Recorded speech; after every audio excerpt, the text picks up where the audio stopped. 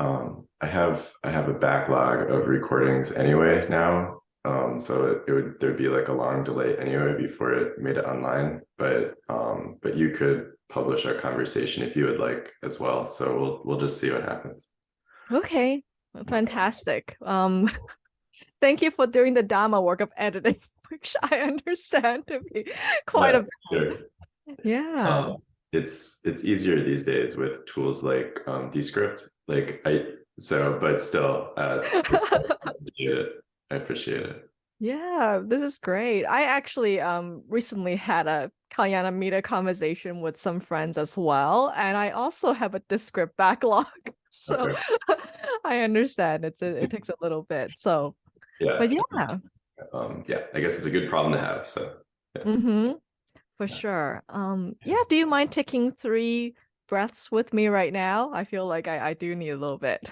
I could use it myself. Yeah, sure. Okay.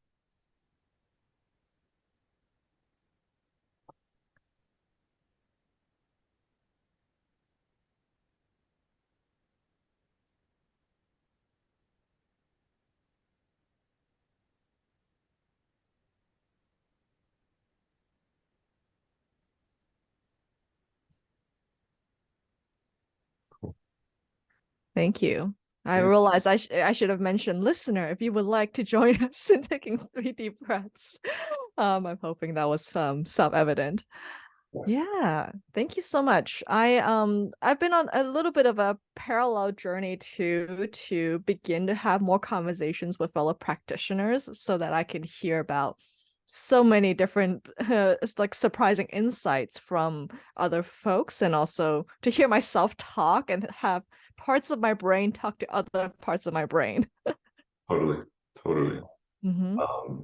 I feel like I've only sort of touched the tip of the iceberg of kind of your like body of work and what you're sort of doing in the world.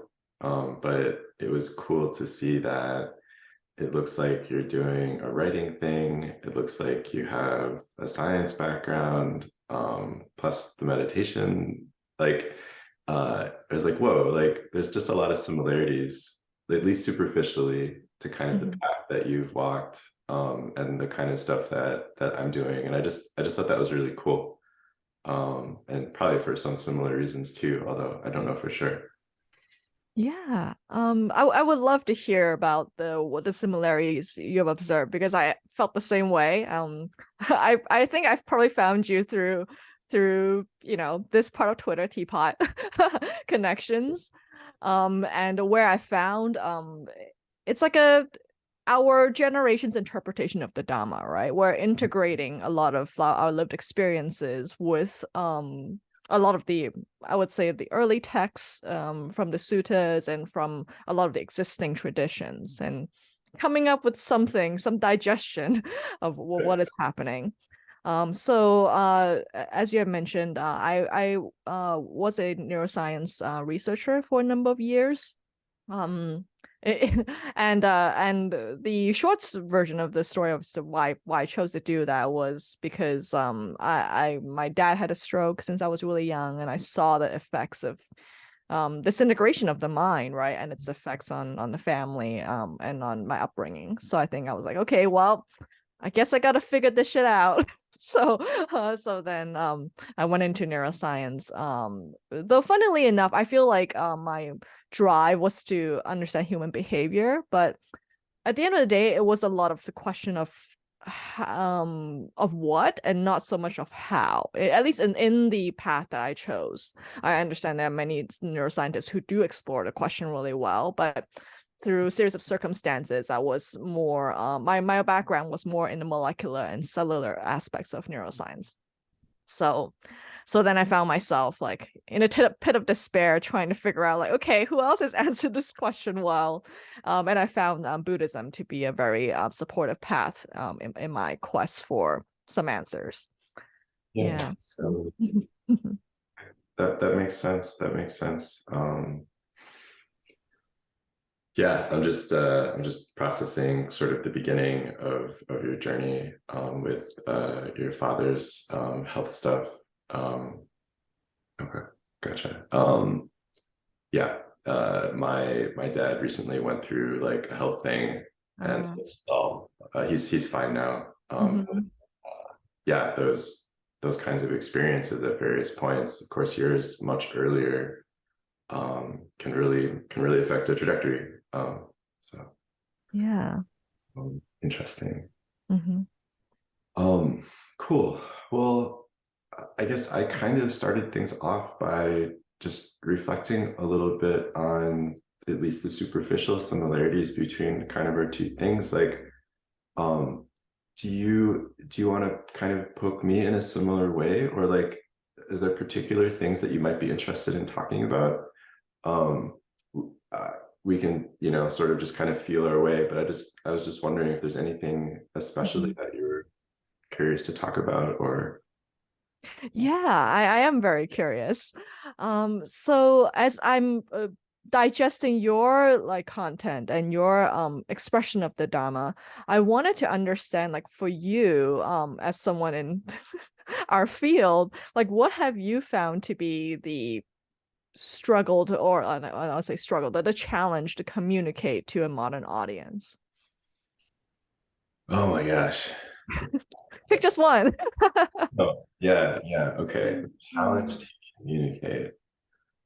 Yeah. Where you feel like people go, oh yeah, I get what Mark is saying, but you're still in your heart going, but there's still one more thing.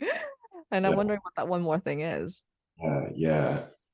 Gosh, I guess that maybe one of the things that's really hard is something like I have an intuition of sort of no quick fixes, because of what I Mm-hmm. sort of think of as like the structure of the mind, Mm-hmm. where I think there's really sort of a can't get there from here phenomenon, where some changes, might take 20 minutes, but some changes might take thousands of hours. Mm-hmm. And it can be really counterintuitive, which is which. Sometimes a person will resolve like a deep existential crisis in 20 minutes, although Mm-hmm. usually it takes a longer time. But other times, maybe they're trying to not bite their nails, and that might take 5,000 hours. Mm-hmm. Um, and so I sort of I sort of want I want to communicate more sort of that strange counterintuitiveness, as well as just the vast time investment that might be required. Mm-hmm. And yeah, I don't know where this is coming from, but somehow that is like one of the things that always feels like hard to convey, maybe. Yeah. So that's one thing. There's Um, so much beauty in what you said. I'm like, wow, you actually said it, my struggle really succinctly. I'm like, that. uh, Yeah. Um, and I see this a lot, right? Especially in the way that meditation is taught in the West. It ironically generates a lot of impatience of like, oh, like I'm doing this practice. Why has anything happened yet? And I can understand, right? I'm also like slip into that frame of mind sometimes. And like luckily I feel like after 10 years of having teachers hammered into my brain, I finally am a lot more patient with it and seeing that the the way in which the mindset and the intention in which I'm meditating is itself the practice. Therefore, me being impatient and rushing it, it's actually kind of negating the practice, right? And like so I thought it was really interesting how you brought the examples of like existential crisis as like potentially really fast to resolve, and biting your nails because potentially really slow to resolve, right? And it depends on our individual background and like how we arrived at those puzzles in the first place. Yep. Um, yeah, and so I feel like I'm trying to reframe this for myself as like, okay, when I encounter a sitting like struggle to instead of calling it a problem to call it a puzzle and just be like, okay, I'm glad I've come across a new puzzle for me to solve today. Why is today's meditation a bit hard to tolerate, right? And that is itself the art. Yeah, no, I agree. I I don't know how helpful this is, but um when I'm telling this to people, it like sometimes I'm like, is it actually useful? But I sometimes say like, when meditation seems to be going really smoothly, this is kind of trolling. When meditation seems to be going like really smoothly and like everything's like kind of flowing and like it feels like it's really working and like it's really smooth, I sometimes sort of jokingly say like that's not real meditation. It's like when things are jammed, when things are grindy, when you feel like you kind of don't know where to go next, or like you're super distracted, or like I'm Mm-hmm. like what you do then, like that's meditation. Like but yeah, I agree that like when sort of like the background becomes foreground, when Mm-hmm. like the like this should be easy, like what when that becomes like sort of the object of meditation, like Mm-hmm. that's when like some really good things can happen sometimes, I guess. So Yeah. yeah. So when you tell practitioners this, what is their usual reaction? Well, I mean, I think it depends on where they're at. Like some things just aren't useful at different kind of micro stages of the practice. Mm-hmm. And so and like when I'm talking with people, I'm always trying to discern, guess, intuit, find out kind of sort of just where they are kind of fractally. Mm-hmm. And so like, sometimes it's really useful. Mm-hmm. And sometimes like it's like, all right, yeah, that was like, it's good to file away somewhere, but it's like not really going to change anything in the moment, um, Right.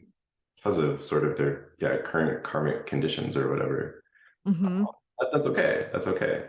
So everybody everybody's got Buddha mind. Like it'll all unravel somehow in principle. So Mm-hmm. Yeah.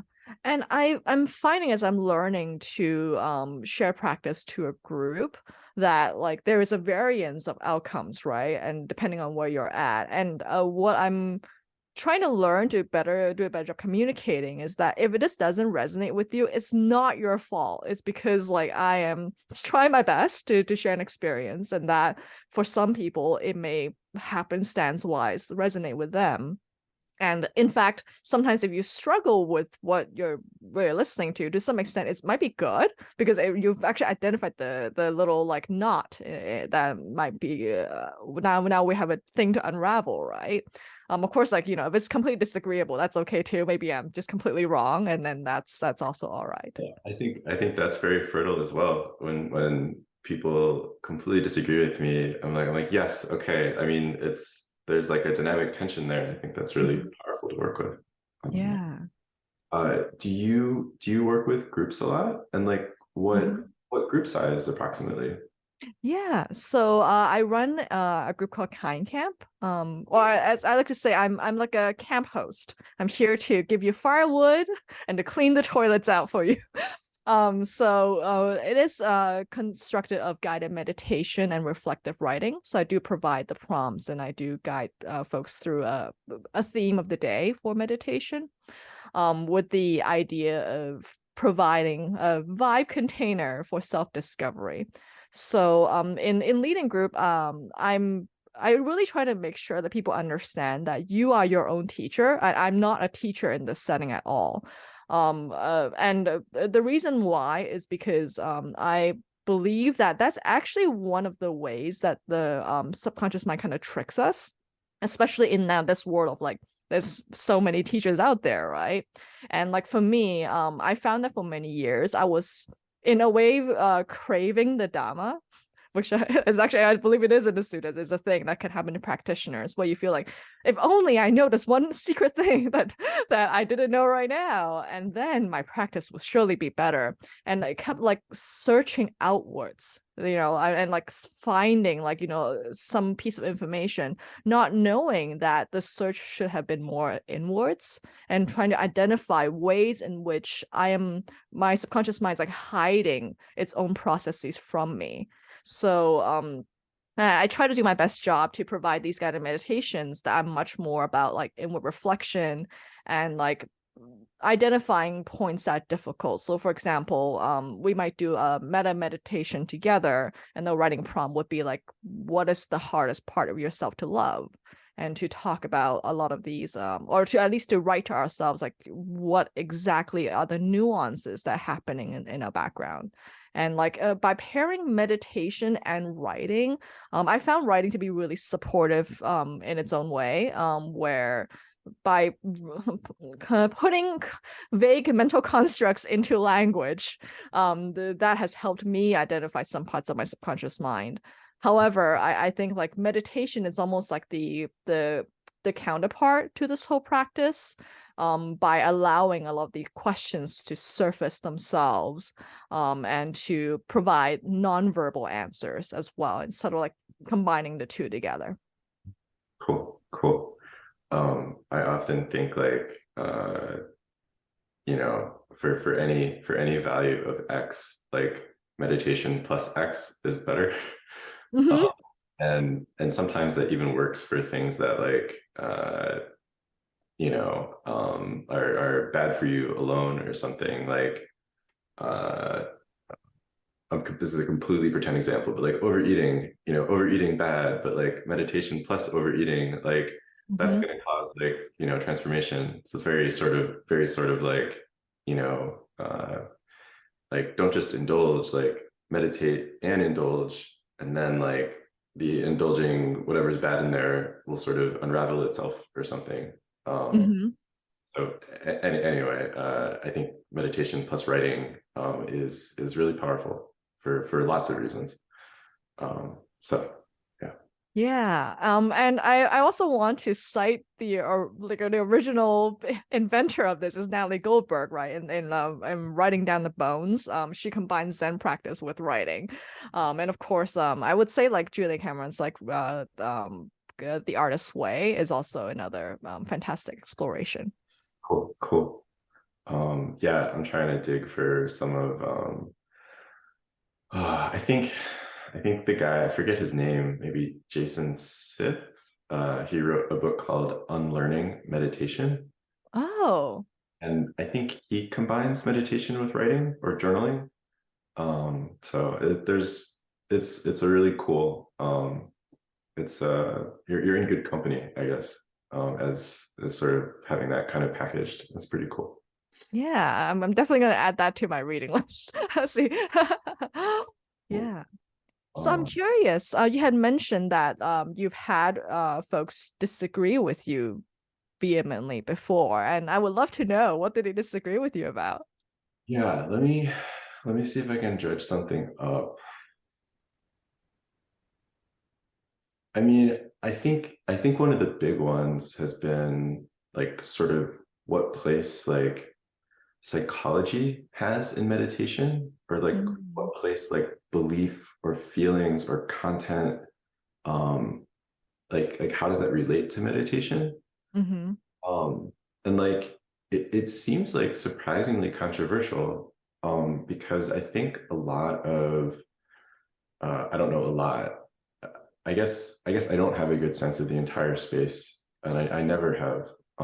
But I know at least one part of the space is like, just do intense noting practice or just do intense concentration practice. Mm-hmm. And if content comes up, or like if you meet the Buddha in the road, like kill him, like just do this like very narrow practice, kind of focused on like raw bare sensations. Mm-hmm. um and like I think that's a little bit of a caricature or a straw man, but like but there's some truth in that, I think. Yeah. But I've always thought, maybe since like the days of Ken Wilber, he was very big on like kind of east plus west or something, that somehow like I don't know, I just had the intuition that the psychological side was important too, and of course many people have that intuition. Mm-hmm. um, and so I sort of tried everything, and I was like, whoa, this works too. Mm-hmm. How do they live in the same universe? How do they work together? And I think lots of people naturally realize that practices like IFS and other psychological techniques, like of course like they work together with meditation.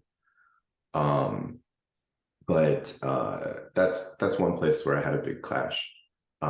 Because I think, sorry, I'm kind of monologuing. Um, Oh no, this is definitely a dialogue.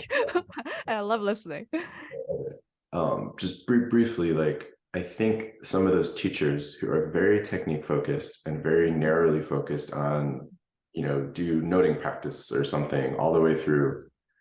I think they're afraid that students will get lost in psychological content, will, Yeah. and will be sort of stuck there forever, or even worse, kind of just add more and more and more on top. And I that makes sense. That makes Mhm. sense. Um, Right. but I also think if you ignore psychological content, you just pull things really tight, and that creates like its own problems. Yeah, for sure. Yeah, Uh, oh gosh, this topic really resonates with something I was discussing with some Buddhists on the community members yesterday. So there's this community called Magaseka, or Student of the Path, with Banti J, who is where they are like extremely well versed in the early suttas. And one thing that came up was related to our conversation was, how come back in the day in these suttas, people would just listen to one teaching and then magically become an arhat? And yet we don't seem to have that.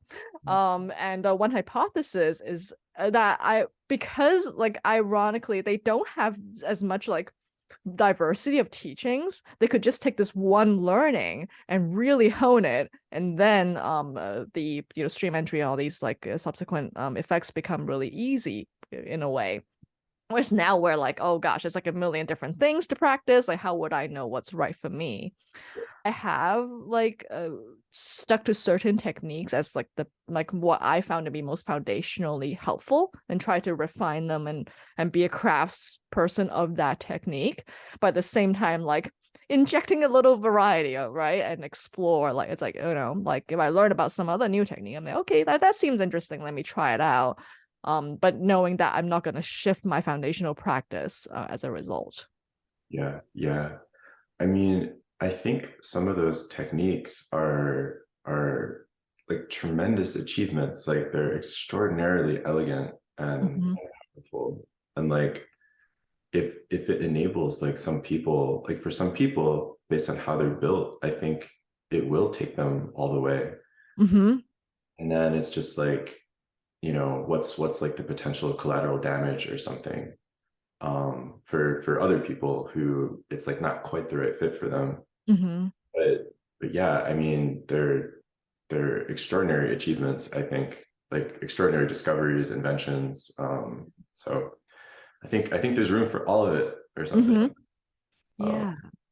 And another phenomenon I've observed, which is like really grateful for the Buddhist community, is that even monastics, especially the newer generation, who are like Theravada and who are like following the Vinaya and like really what I would say rather traditional, are completely embracing like IFS and then learning about them as well. So there is this like synthesis that's happening right now, even in the most traditional of Buddhist practice.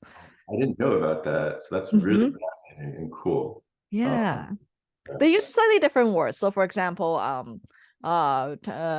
Tanisaro Bhikkhu or Ajahn Jeff, he talks about the inner committee, and which is kind of alluding to in like IFS in a sense.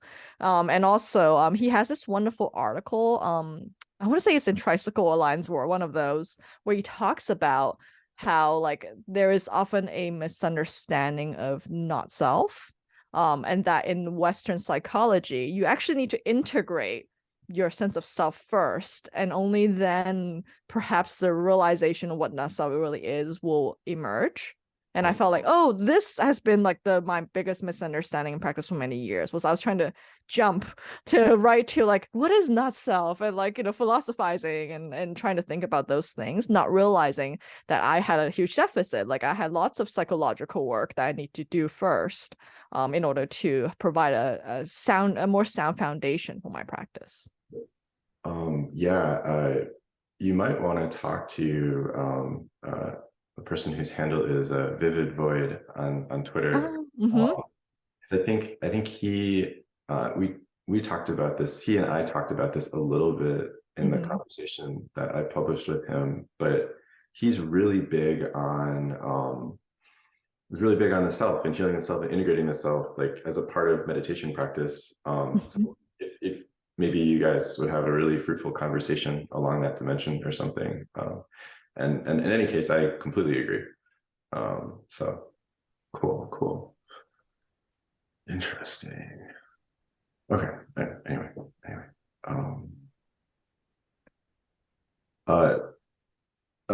I was thinking of maybe two directions that we could take the conversation. One of them, I was maybe just going to make possibly brief comments on like how like you were talking about a single teaching can sort of like well, I was going to say like can be like interpreted or reinterpreted over and over again in kind of a fractal way. So when someone sticks with a single teaching, it can be very powerful versus being scattered. And so that's like maybe one conversation. But I was also curious, like, I know that you said that you sort of did not kind of go like the systems neuroscience route, but were more like molecular and cellular. And I took a peek at some of your publications, not that I could, get anything out of them from a quick skim of like titles and stuff, but I don't know. I was just wondering, like, did you find anything like kind of useful, like from, did you get any intuitions about, neurotransmitters or like, ion channels or like that still somehow like kind of carried over into like meditation land? And of course I know like you would have gotten so much more than just like what you're narrowly like focusing your research on, but I'm just curious, like what did you get out of neuroscience, or just if you're in the mood. Thank you for asking for my mood about this topic. I want to say that my insight is the autonomy of cells in the body. This is a bit strange. I studied glia or white matter actually. So I think there's a lot of focus on the brain about neurons and their role as a network of circuitry, right? However, glia make up 90% of what's in your brain. Actually, there's many other cell types for which we don't even really truly understand their function. However, one thing that I got to do as a grad student was like look at the cells individually in a petri dish in a microscope. And what was really interesting to me was like it's almost like looking at like single cell organisms like amoeba. Like they all have their own individual little behaviors. And so for me, like when I'm visioning how the mind works, I feel like I get the joy of like not seeing it as like, there's a lump in your head and that's controlling everything, which is I think a lot of like the imagination that's very common in the lay world. But what I see is like, hey, the spinal cord, like, the peripheral nervous system, they're all like participating in the whole embodied process of being. And so oftentimes I remind myself and also kind campers that like when we're meditating, it's very easy to be like, oh, you think of a memory, you think it's up here, but actually it's like stored everywhere throughout the body, right? And we're not even talking about metaphysical. Perhaps the mind is beyond our body. We don't know. So I would say like that's the little bit of appreciation I had gained from my studies. The other aspect was I did my postdoc in the genetics of human behavior, specifically in sleep and circadian rhythms. So there I got to appreciate how, fortunately, unfortunately, like a lot of things that we want to change about ourselves are a little bit deterministic. And that like of course, like we want to change what time we sleep and how much we sleep, etc. But like we found that there are these like set genetic markers for determining these like factors, like sleep frequency, sleep duration, etc. So it's like, well, then why? Like, there's nothing that you need to change about yourself is the thing. And not to worry so much about like wanting to meet some perfection ideal that's being espouted in popular media, you know?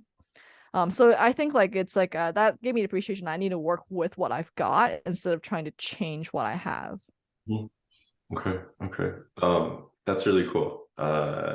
Like, yeah, I think just as you have, like, I think it's absolutely possible to have those kinds of takeaways from research that absolutely do like impact sense of self acceptance, cosmology, metaphysics, and that's really cool. Sometimes one of the metaphors that I use in my work is sort of like the distinction between hardware and software. Uh, Mm-hmm. Yes. hard and so like I tell people that uh, way more is software than you think it is. So Mm-hmm. things that initially seem completely immovable, unchangeable, like not malleable at all about, personality, perception, everything. Like, I say like, over time, you'll be shocked again and again about things that you thought would never change do change. Mm-hmm. Um, but some things don't. And I think there is a process of and it's hard to know because it's like if something hasn't changed yet, Yeah. you just don't know whether it's going to change later. Mm-hmm. But I think there are things about some aspects of like energy metabolism, some aspects of personality, some aspects of probably gender, like some of those things, like really, as much as you sort of shift and rotate and refactor and things like untangle, um yeah, there's going to be stuff that's left that is Mm-hmm. just kind of the warp and weft of your no selfness or something. um Mm-hmm. and it turns out that that's okay, like that as part of a package deal, like whatever you're left with, like it's okay. And that's also really interesting, so yeah. um, Mm-hmm. Yeah. So like for you, because I feel like like this is another challenge for me as well. It's like I'm communicating acceptance to some degree. Like I fall into little patterns of non-self acceptance throughout the day. Um, However, I understand like like why, right? The mind is resisting the self acceptance, and I'm trying to like make this like breakthrough. So for you, like what besides telling folks like this information, what have you found to be the most effective in driving home this message? I think part of it is just sort of like one kind of recognizing that lack of acceptance is sort of a product of karma, Mm-hmm. where like it's kind of happening because of what's happened in the past, and it's okay. And the more one kind of surrenders to it when safe, the more it will untangle. Mm-hmm. um and then also the other part of like that lack of self-acceptance is still in service of the self. It's like trying to help. It's Mm-hmm. happening because a part of the self or system like believes that it's useful and important and needs to happen. Yeah. So like there's ways in which it's like still good. um Mm-hmm. and I think that can kind of help it to unravel over time as well. um so I don't know, those are some things, I guess. um but yeah. um but yeah, it's hard like when it's just sort of hammering, like you know Mm-hmm. like for hundreds or thousands of hours. It doesn't feel good. Mm-hmm. Yeah. Yeah. Oh gosh, what you're saying reminded me of Mingyur Yang Rinpoche's description when someone asked him, like, I feel like I can't love myself. And then he reframed it as the part of you that thinks that actually really loves you because it's trying really hard to love yourself and running into this problem, right? So I think like it's like the mind is constantly just evading our interpretation, and I find this whole really fascinating and frustrating at the same time. Yeah. No, Mhm. I agree. Shoot, there was so before you talked about circadian rhythms and genetics, there was the first thing you said also like had a bunch of really nice metaphors and teachings embedded in it. Do you remember? You must, like, what you were talking about before circadian rhythms and genetics. The autonomy of Yeah, individual cells. I mean that's like sort of, I don't know, sort of like no self, like baked right in. It's like the whole thing like sort of takes care of itself. And like I don't know, I think that's like really profound as well. And I think like sort of one way to think about meditation is like the process of like incrementally learning how it is in fact safe to like let everything take care of itself. Mm-hmm. And like you never have to let go until it's safe. You can stick around as long as you want. Right. But you learn more and more like what's okay to kind of like offload, and you sort of help make it safe to offload things as well. But it's just, I don't know, it's just really cool. Like, you know, all of those cells are taking care of themselves in a particular way, and they're all working together, and heart keeps beating, and yeah, I don't know, it's cool. Yeah. Cool. So I want to ask you, if and feel free to reject this question if it's too personal. What are your current edges of your practice right now? Yeah, let's see. I think I think in a lot of ways, like it's still sort of a patience thing. I think uh, you know, even though what comes with meditation is sort of ever increasing like provisionality and lightness, where like you still have like beliefs and preferences and goals, but at any particular time, but they're held like more and more lightly. I think that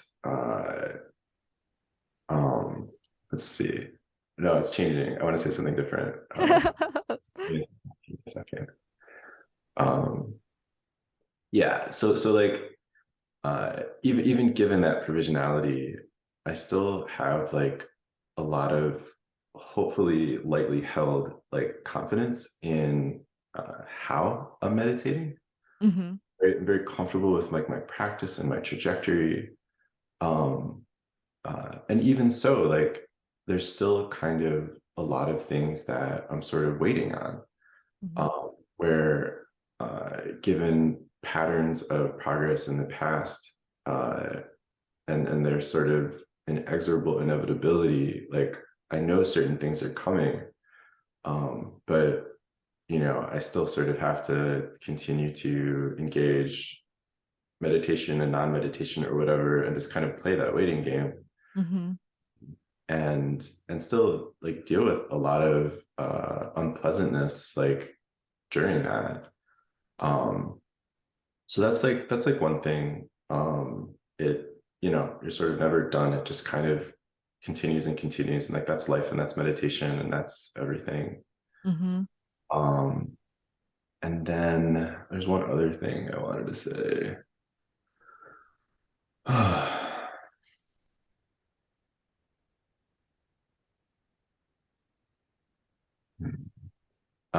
I recently had COVID, so I still have COVID brain Oh.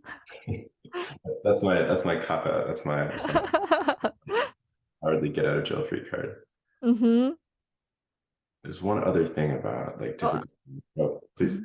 I was gonna say I like I also use the jail get out jail free card, but I do believe it. Like I also had COVID. I was like I think I lost some brain cells. There's some things that just don't come as easily anymore. But it's Yeah. like, oh gosh, learning to be patient. Maybe it'll come back.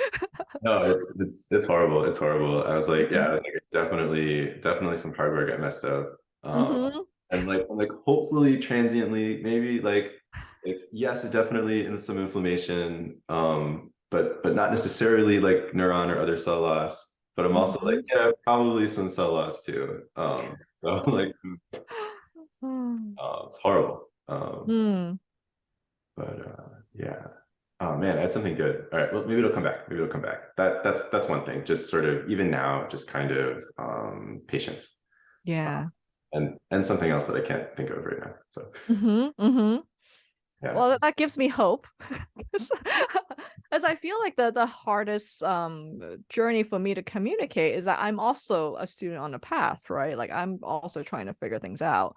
And sometimes, like, I see that a practitioner may be struggling because I can see the expressions of the impatience and how they practice. And I'm like, maybe that's why. But at the same time, I'm like, oh, I'm such a hypocrite. I'm also sometimes impatient, So I really appreciate your ability to convey your edges, because I like one thing that I feel really drawn to doing, so which may be my own weird karmic condition, is that I don't want to present myself as like, a spiritual teacher who knows, exactly what you should do in order to practice, right? Like, I mean, first of all, I don't have dharmic transition. I'm a chaplain, so I'm more like a nurse than a doctor, actually, in providing spiritual care.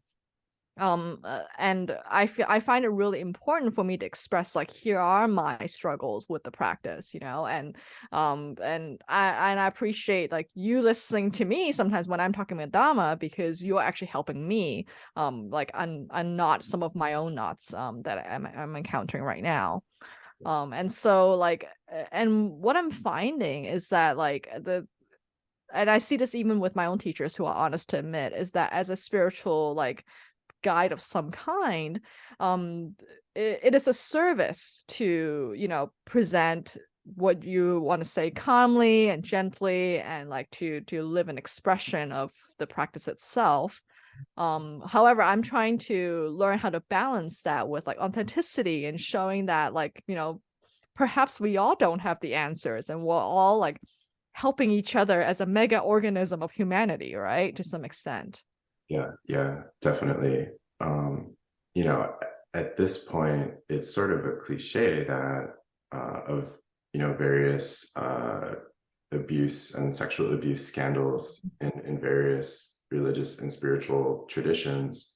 But even so, at the same time, or maybe as part of that, people really want to view not even like gurus, but just meditation teachers as perfect, or at least special, or at least they know more. And I guess this gets back to kind of one of those challenges that we sort of started off by talking about, where I think that even though in some sense like the mind is finite, it's just so large and layered, and the the dimensionality of like human experience is just sort of so high that I think it's so easy, even for someone who's been practicing really skillfully for decades, to be blindsided, to be triggered, or to have like a blind spot around some kind of ethical thing, or even for someone to be kind of a meditation teacher or whatever at all. That's very non-normative. Like there's going to be sort of some extremity somewhere in their past or system or something, that doesn't necessarily mean it's like bad or like a time bomb or something, but like they're going to be probably like a little different than other people somehow in hardware or software or something, myself included. And I think people overgeneralize about kind of what meditation can do and how fast it can do it, even though like meditation is still awesome. So that's I think another thing that's like really hard to convey, or to kind of exemplify when one is sort of taking a role as like a teacher or whatever, kind of as you said. So I don't know. Yeah. So I've been speaking to a few folks who are in the same field as us, and it seems like it's pretty common to go up with a Trojan horse approach, where you you invite people to explore meditation as a technique to meet their surface goals, right? Like stress reduction and like being more productive or etc. And I find myself doing the same thing. I'm like, yeah, did you know that you can achieve your goals a lot easier if you're kinder to yourself? And that, like, for me has been helpful because that's the ways in which my mind tricks me, right? It's going, there's no time to be kind to yourself. We got to get stuff done here. And so I saw it as an antidote to like my tendencies, knowing that like the ultimate goal is to dissect this whole dialogue and see that like it is my problem solving mind is itself the problem. And I find that, like, maybe that's been helpful for me, maybe that can help others as well. However, I also wonder if this is wise, because in a way, like, I am intercepting with a customer's true desire, right? Because if they desire to change to meet their goals, and I'm going come in and then be like, gotcha, actually there's better goals that you can have, is that authentic? Is that like consensual in a way? I was wondering like how you address these issues. Yeah, no, I agree. I think there's tremendous tension there, that is, I think, in like the evolution of like my work and stuff. Because even, in my material, that big long book thing that I wrote, I do kind of start off like talking about like goals and handling stuff in the world, and like I think there's something really real there. Like I think handling life stuff does facilitate meditation, maybe, of course, and they synergize. But at the same time, like, as I kind of got deeper into stuff, like it is like kind of a struggle to communicate or convey, and I worry about kind of a bait and switch myself, where I do think a lot of things about the original kind of, Buddhist formulation around like suffering. Every 5 years I'm like, holy shit, like this is really like elegant and brilliant, and then like 5 years later I'm like, oh holy shit, like this is really like elegant and brilliant. and and also I'm like, and like completely like unmarketable to like, most of like the world population or something.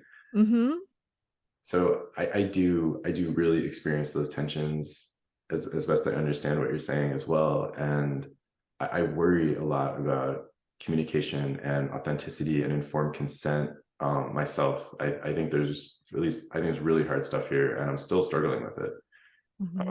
So yeah, I would dig into the weeds on any of it, or I'm curious if you have more thoughts or anything. Yeah. Well, thank you for sharing your thoughts, because I'm like, okay, I'm not crazy. No, I don't think so. I definitely resonate with that. Yeah.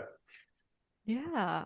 Well, what I really love about your work is that you, like, I can completely see the archetype that is really resonating with it, right? Like, you're thinking in very logical terms. Like, I can see like a lot of folks in the tech industry, they're like, yes, like this jives with the way I already am trained to think, and you're using their language to reach them, right? And I'm like, okay, I can see that in the, if the early suttas is historically accurate, the Buddha did do that a lot. Like, he would switch up his, teachings to match where that person is at in terms of their thinking, right? So actually, I want to run by you this analogy I've been trying to toss around as a dabbler of coding, because I was trying to, like, for me, like, it seems really important to, based on my scientific training, to be like, okay, let's base it on some kind of like historical research, and that is like the suttas that were written down quite some time after the Buddha died, right? And to me, I'm like, okay, that's like the original code base is like these stories of the past. And like, what I'm doing is like I fork that code in my little GitHub, and I make my own little modifications. However, I have to constantly check to see, like, okay, like, am I meeting the intent of the original whatever the Buddha was trying to teach. And like, what I'm doing is more like I'm building some kind of UX front end situation, but hoping to meet the original intent of the the original code. So I was wondering, like, for you, do you and it's okay if you don't, because I think everyone has their own approach. Do you try to match back to the early suttas and be like, okay, like this is close to what the Buddha was teaching? And I'm asking because it seems like you're revisiting something, and I actually wasn't sure whether you meant like the suttas or some other source of material. Yeah, no, it's a great question. I think like I've been more like cavalier and anti-authoritarian in Mm-hmm. kind of use and sometimes like inappropriate appropriation of kind of old texts and concepts and stuff like that. Uh, I sort of at the beginning assumed that there was like, an underlying truth that was sort of prior to Buddhist teachings or whatever, maybe more sciencey or something. And I was going to find that and point my way to that and exploit that. Mm-hmm. Um, and like, I think there was both a really good kind of skepticism and autonomy, and also at the same time like a lack of humility. But also it was really hard to like kind of separate the good stuff from the bad stuff, and so it served me well and also made me miss a lot of good stuff too. And so I am not trying to kind of point back to Buddhist texts with fidelity, or kind of have like a front end or an interface to them.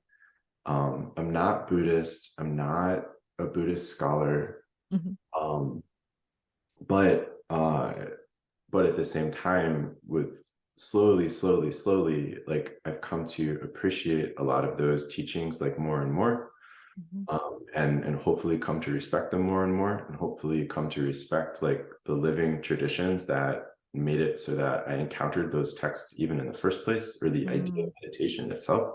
Mm-hmm. Um, so yeah, I think I still have a complicated relationship to, traditional Buddhism, whatever that is, and Mm-hmm. also contemporary Buddhists and other self-transformative communities of practice or something. But yeah, but I have a lot of respect for people who are sort of trying to capture that fidelity or interface to that fidelity. Um, I think my work wouldn't really exist or really be comprehensible without Mm-hmm. that context. So yeah, I don't know. Um, yeah. Yeah, I really appreciate you saying all of this, and I'm wondering, like, what's an example of where you believe you were inappropriate? Which I don't think you were ever inappropriate, but I'm wondering like where you perceive yourself to be inappropriate in how you interpreted some of these materials. Yeah. I mean, I could probably point to some specifics, and I'll put that on the back burner for just a second while Mhm. maybe something will kind of bubble up in a good way. I Mm. think I think the main thing was just by calling my stuff meditation, which I think is good enough, and like talking about like enlightenment, which is like kind of good enough. It in its own small way, it makes it so there's less like space or airtime or bandwidth for like other stuff. Mm-hmm. Um, and like sometimes that's a good thing and sometimes that's a bad thing. Mm. But it's like I think ideologies or meme plexes or documents or teachings, like uh, they all kind of compete, not necessarily in like a true competition or adversarial way, but just Mm-hmm. it's just like an attentional economy kind of thing. Mm. And then if there's a little bit of like linguistic appropriation, Mm-hmm. it can sort of muddy other people's stuff. It can make it harder for them to express their truths if like Mm. someone else is using similar language. Mm-hmm. So like it's just trying to keep everything clean, and I didn't have as much of an appreciation for that in the past or something. Mm-hmm. It's like you want to try to make it so other good stuff can express itself too, and that it can all like coexist or something.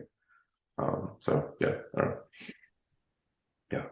I love that, and I really appreciate how I can see the expressions of your like coding background coming out, because you're really keeping the code really clean by making sure that there's not this muddying effect. And so like for me, I feel like it's also interesting how you said you're isolating meditation, right?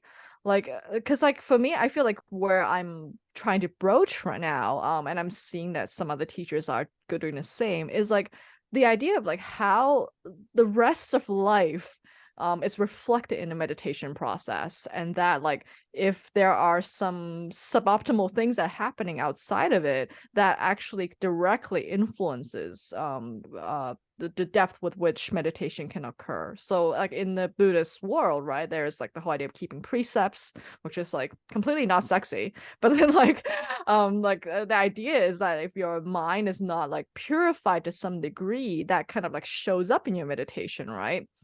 And so but what I'm seeing is that there is this like divorce that's kind of happened in saying like, you know, meditation is a thing you do, and then like there's the rest of life, and meditation will make your life better, but actually it's to me the other way around, like the rest of life makes your meditation better. So I was wondering like how do you, or whether you consider the rest of life as a variable in meditation. Yeah, definitely. I've sometimes been like very polemic about this. I don't know where this is in Buddhist texts, but there's this idea of happiness that is not happiness that is independent of conditions. So I write about how happiness is dependent on conditions. um, Yes. and so I just, yeah, it's kind of a similar thing to the precepts, but I talk about how the more stuff one does handle in their life, the easier it will be to meditate. And of course, and the easier it is to meditate, the more that helps you do things in your life, with ups and downs.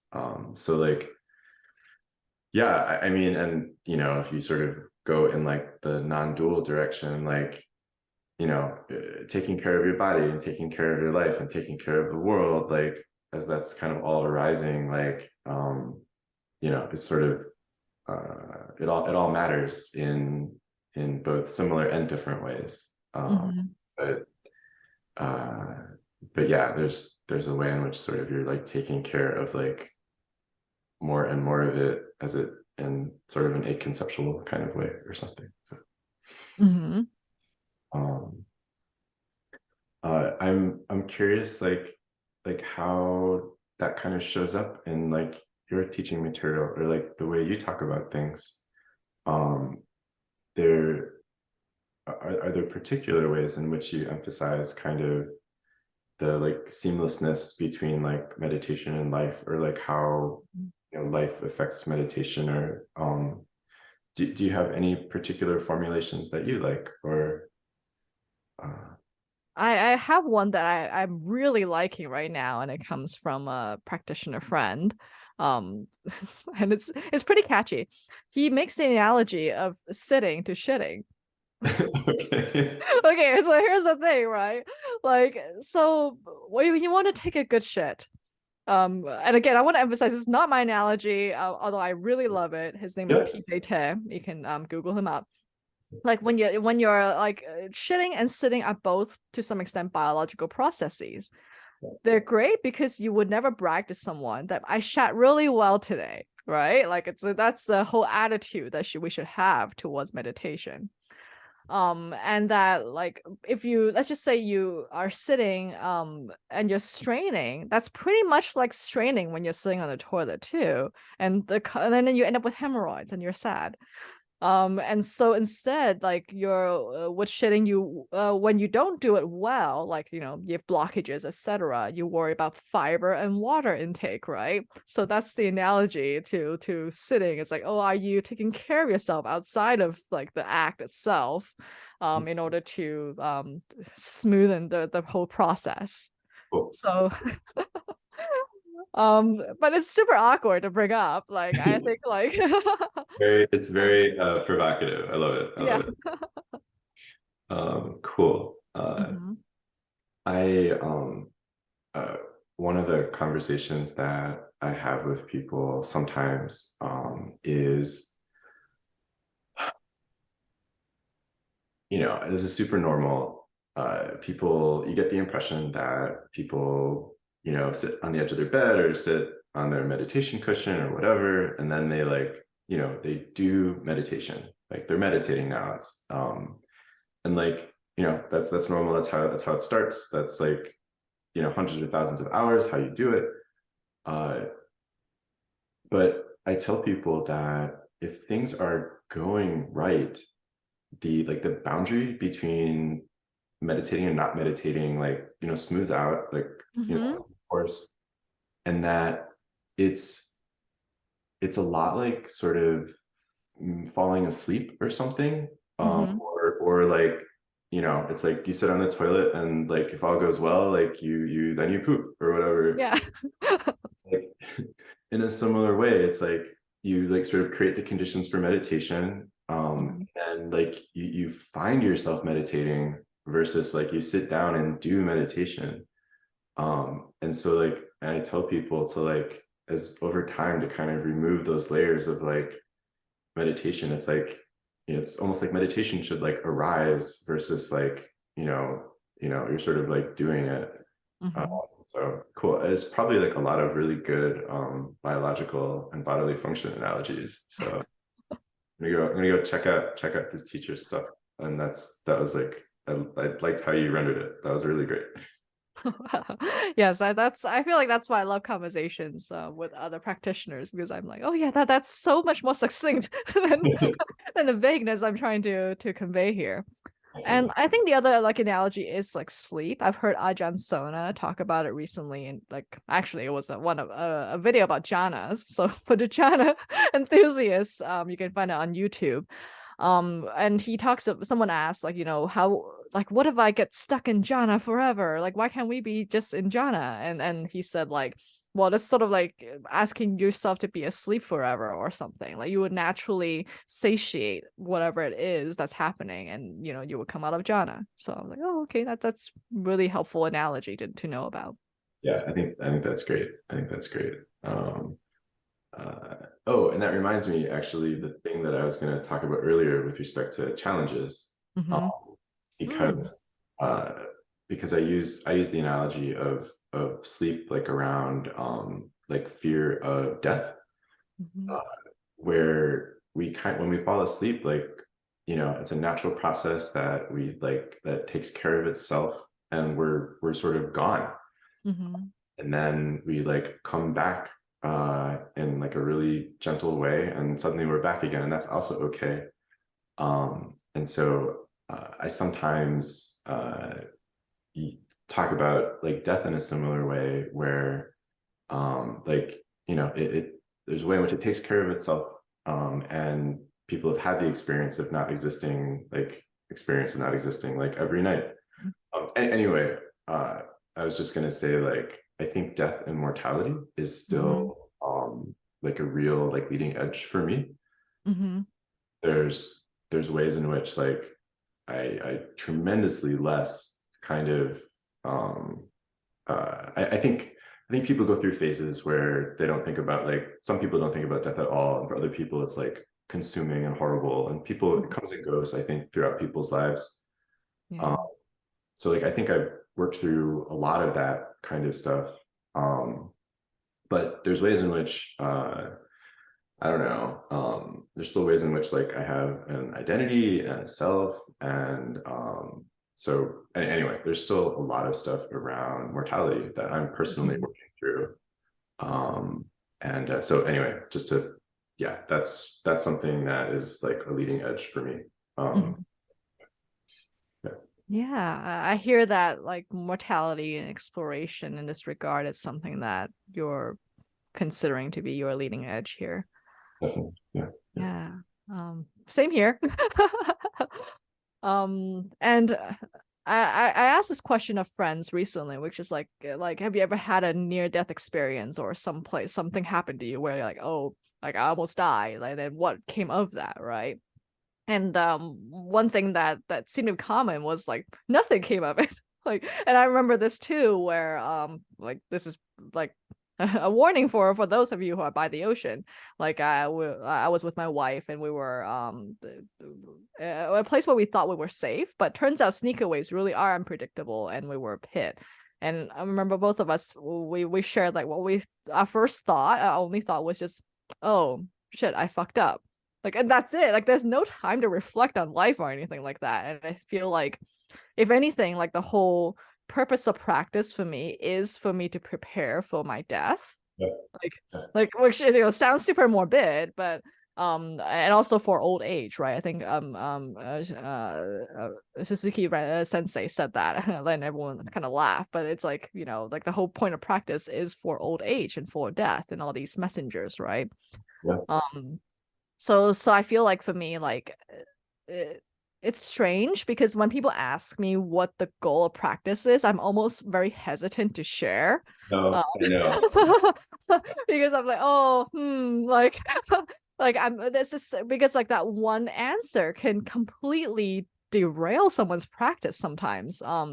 And so, however, like, on this podcast, I do want to share like my point of practice is often just like resolving this relationship with death and old age and all these things that I know are going to happen. I'm like, I can feel my shoulders rising just like thinking about these things that will happen, right? And yet I know that like if I can become peaceful in how I deal with these things, then in a sense I will become more liberated from the trappings of my current mind state. Yeah, no, definitely. I'm so curious sort of what's going to happen, because I don't want to say this, like as identity stuff and self stuff like untangles, and even while I think for lots of people there's still a self, there's just more spaciousness around that self and stuff. um I'm so curious to sort of see like what remains after another 5 years, another 10 years, another 20 years, because yeah, I fairly recently had like a genuine health scare, where turns out everything was fine, but all signs like pointed to like not fine. And it was a very intense situation, and I was sort of reflecting in the midst of it, because there were periods where all I could do was wait. It was like I was like, yeah, like this sucks. like I don't want this to be happening now. And it's like, and I was like, I'm giving it 50-50, where it's going to be like, oh, some totally innocuous explanation versus like something really bad. And there's a way in which tons of practice, like I was rolling with it, I was accepting it, but at the same time, like I had very strong preferences, and I extremely like dispreferred like what was happening. And so I'm curious, like as I get older, like as more bad stuff happens, just because that's what happens in life. I'm really curious to see like where my practice takes me. So I think that for me too, that is an answer I want to give people, but in a similar way, shitty marketing, terrible marketing, and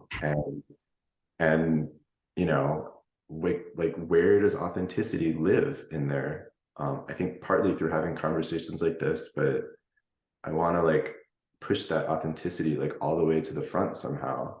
And I don't know how to perfectly do it yet, perfectly, but yeah, so totally. Yeah. Death, So, yeah. Relatedly, I was wondering what your views are on reincarnation or rebirth. Hmm.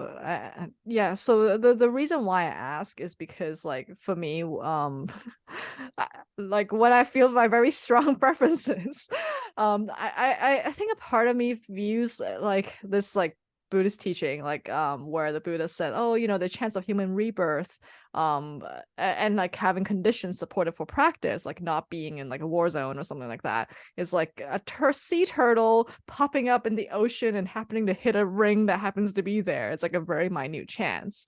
So I think, like, part of me is like, the upset that I feel in myself is like, this feels like very familiar. It feels like you've done this many times, and it's like a Groundhog Day situation where, like, if I don't achieve my goal of liberation in this lifetime, then it's like, ah, crap, I gotta do this again.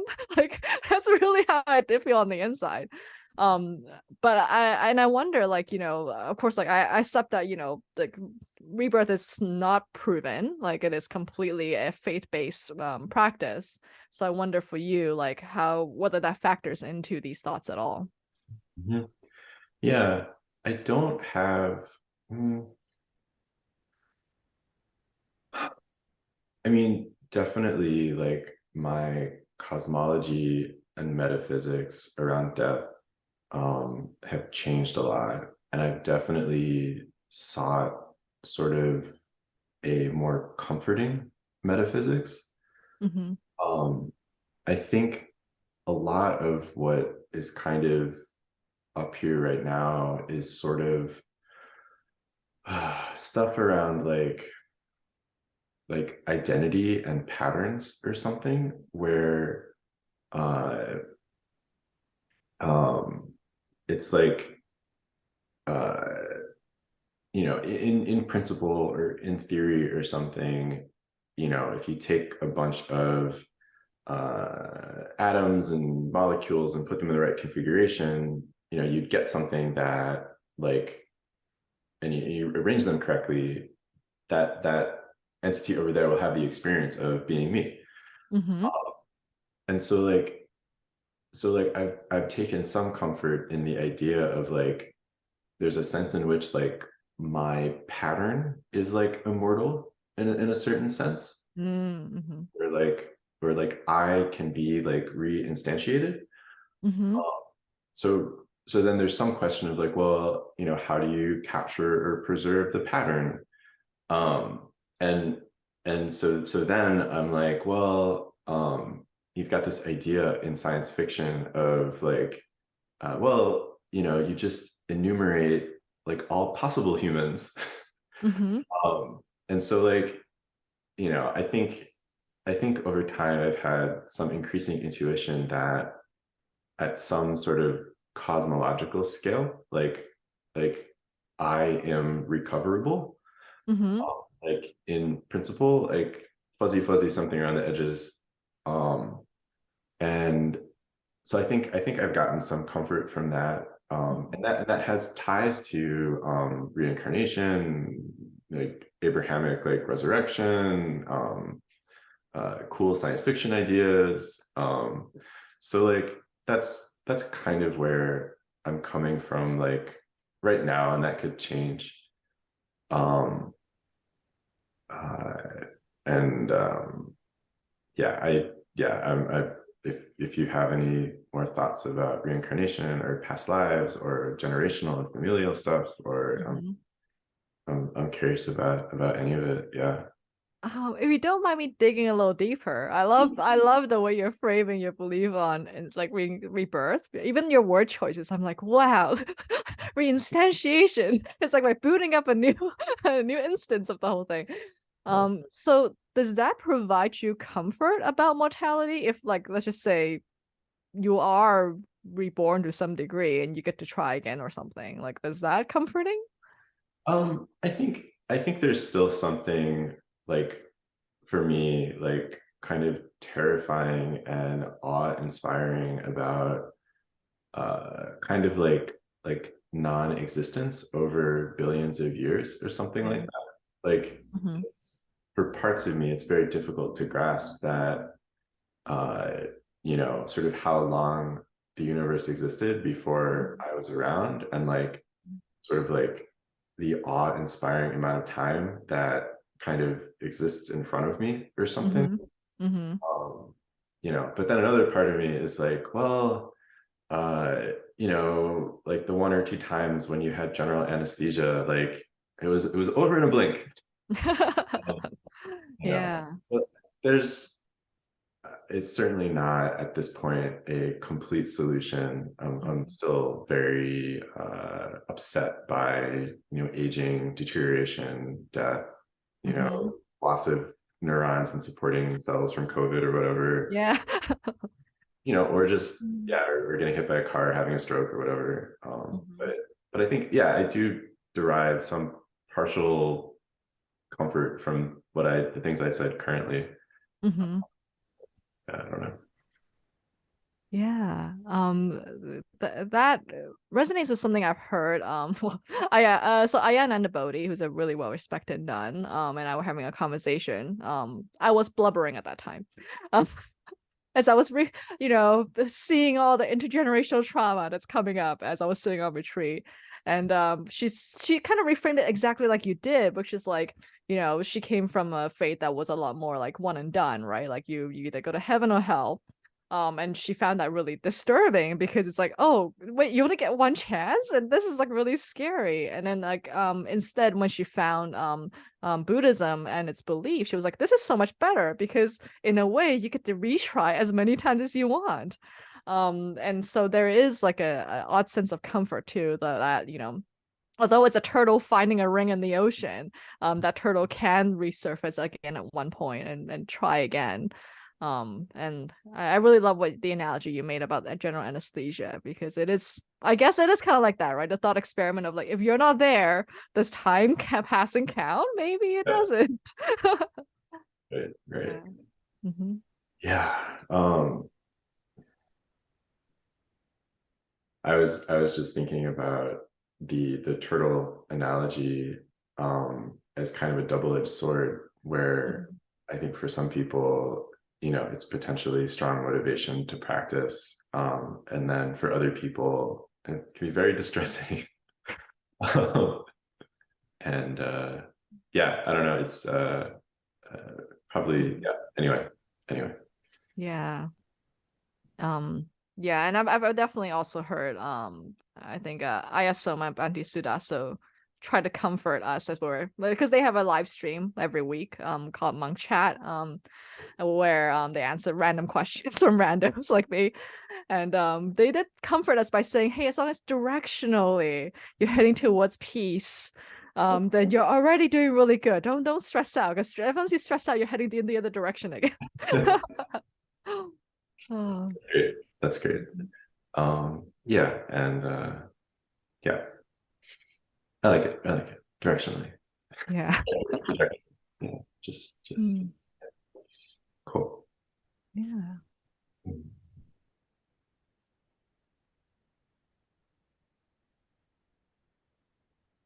So I'm also curious, like for you, what is your mission or goal with the way you're sharing your teachings with the world? Great question.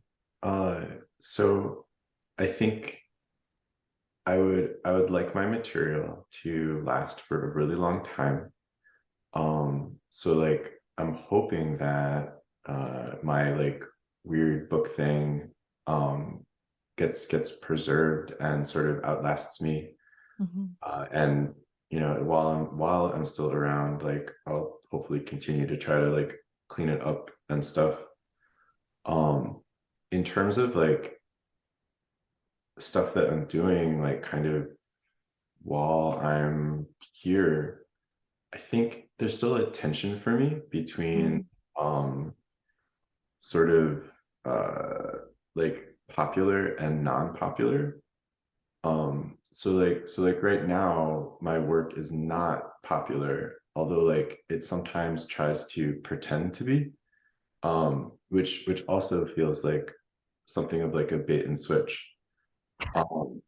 And so like By non-popular, you mean like esoteric versus non-esoteric?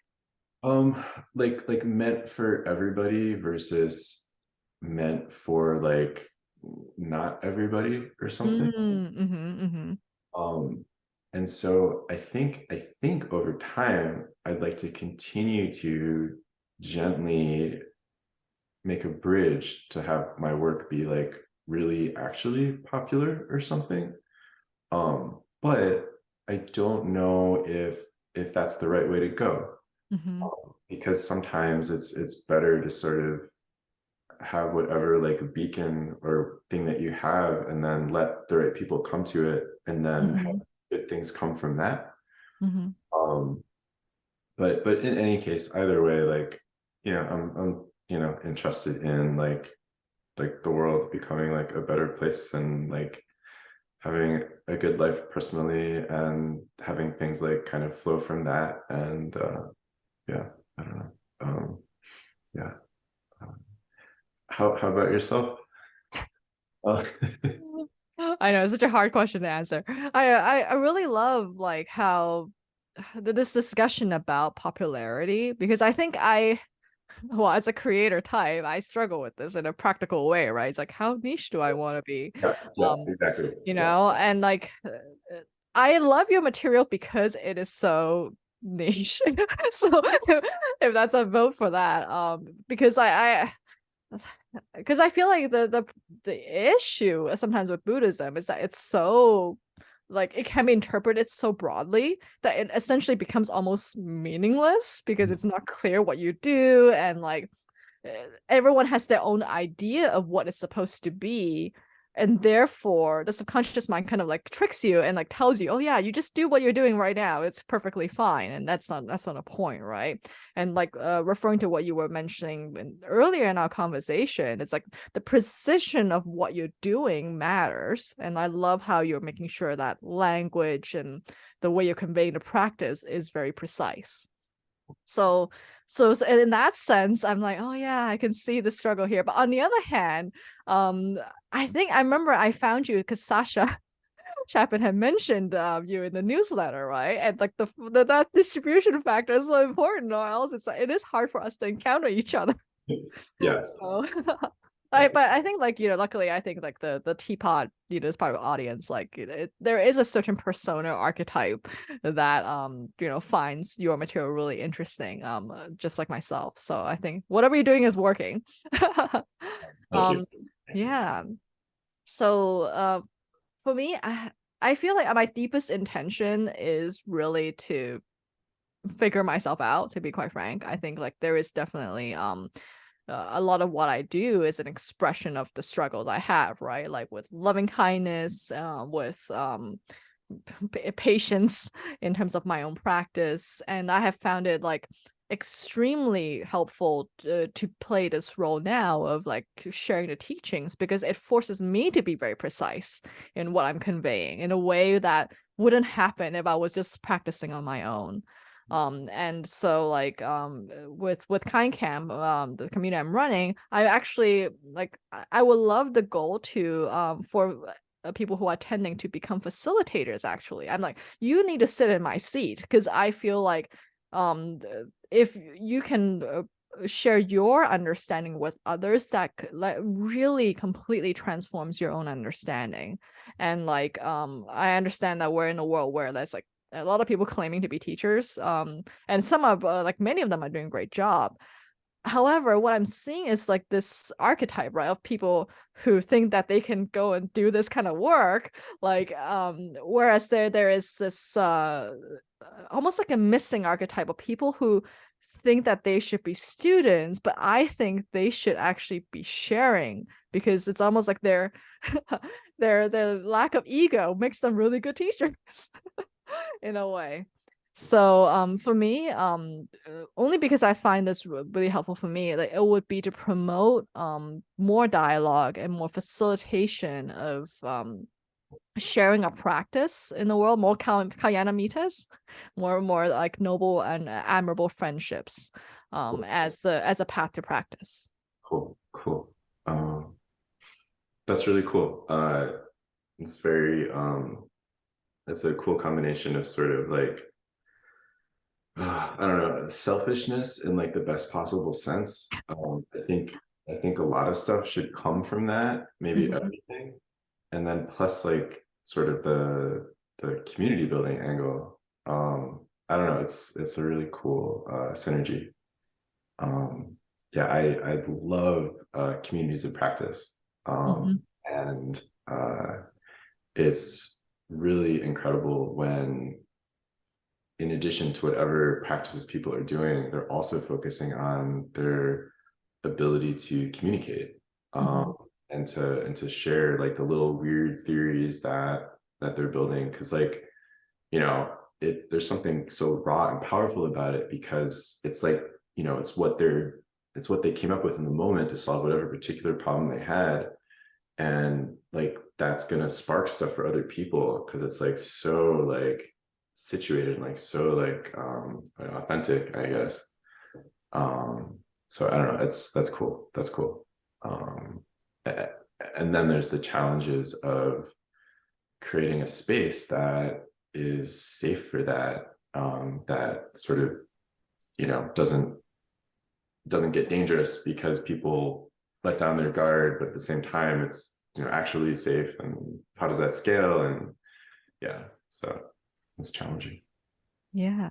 Cool. Yes. Scaling liberation and kindness. Yeah, yeah, Mhm. totally. Yeah. All right. I'm trying to think. I want to like ask you like one more question, and then maybe we'll call it. Yeah. Thank you so much. I feel like I'm absorbing very slowly our whole conversation. No, no. Mm. Yeah, no. It's really been a pleasure. This whatever our energy or something, it's like allowed me to be more vulnerable and authentic than I usually feel like I have something to. So it's really been a pleasure to talk. And it's been super fun. The neuroscience angle has been super fun.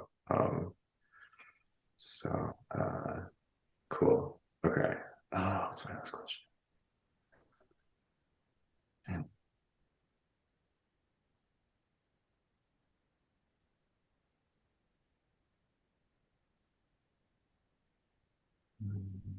Okay, this maybe easy question, unclear. Uh, what's like kind of your like leading edge like business development or outreach development project, if anything? Like what are you sort of working on right now? That's so funny that you call that an easy question when that's probably one of my hardest questions Yeah, for me. I was like, this could be, yeah, I think it's not about like life, the universe, everything, but maybe it's still Oh, possible to answer. but it's really funny to me because like I would say that entrepreneurship has been my biggest triggers of everything. And it's been my like, Tibetan tea boy who's like triggering all my like frustration and like self, like, like impatience and all these things. So I appreciate you asking this question because even like and hearing the question, I was like, wow, I feel so agitated when Mark is lobbing me a softball. I totally framed that wrong. I'm sorry. I'm sorry. No, I'm sorry. Yeah. No, it's wonderful. I love it. I feel like I learned a lot in just my like visceral response to that question. So right now I am trying to figure out like livelihood in this space, right? Like I feel like I've found my calling. I love sharing the practice with folks. I also want to be able to support myself as a layperson. So right now, I'm experimenting with various ways in which I can serve. So there is Kind Camp, which is a reflective community through meditation and writing. There is also individual consulting. So right now, speaking of your mega book thing, what I'm doing right now is helping folks write a book in 8 weeks. And Cool. the idea, which is like and I think like it's because like for me I appreciate project based learning And I find that if there is a specific goal, such as writing a book, it actually is a fantastic exploration of the mindset in which we conduct ourselves. So the idea is like, how can you be really stressed out writing a book in 8 weeks, but yet do so in a gentle and kind way towards yourself, which would actually help you overcome writer's block and address many of the things that will come up right naturally as we're putting ourselves in these stressful situations.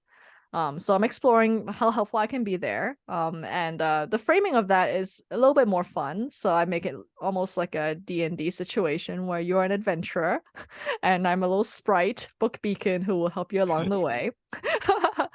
And thirdly, one which I'm really inviting folks to reach out to me is I want to understand how to apply some of these teachings into business contexts. So like I've worked in biotech for a number of years and in very traditional corporate environments, and I would call that my charnel ground. It was really hard to be able to practice mindfulness and to make good decisions in light of being kind to myself. So I want to understand ways in which I can support businesses be more effective through genuinely exploring mindfulness and kindness in a way that serves the employees, in a ways that help these businesses achieve hopefully socially supportive goals as well. However, I want to say that I'm actually still in an exploratory phase, and I want to understand what people are struggling with. Cool. Mhm. Oh, that sounds really cool. I think, yeah, sort of staying on message, or like being authentic. That word keeps coming up, and attracting like the kinds of people that you want to work with, or the kinds of businesses, while also being like hopefully comfortable or abundant on the money side. I think that's going to be like a lifelong thing for me. And yeah, I fellow traveler.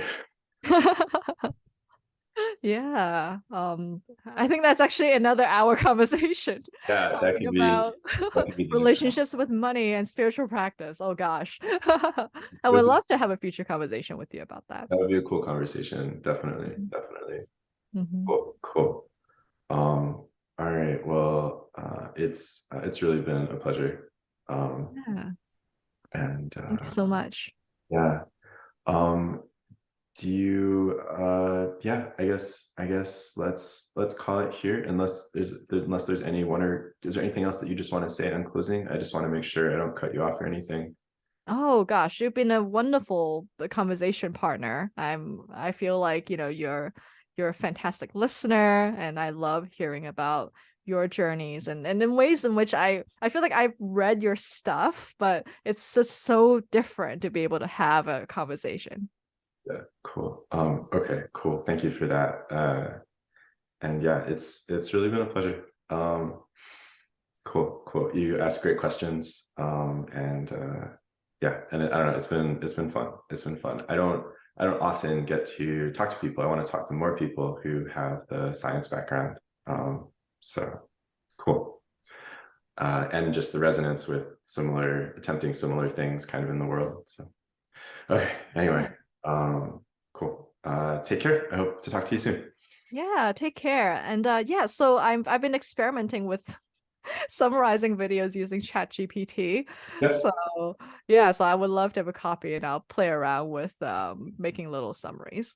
Yep. So I'll give you the raw video. I'll give you my transcript, and of course you can generate your own transcripts. And if I will send you anything that I want to publish before I publish it, so you can just give it a quick look.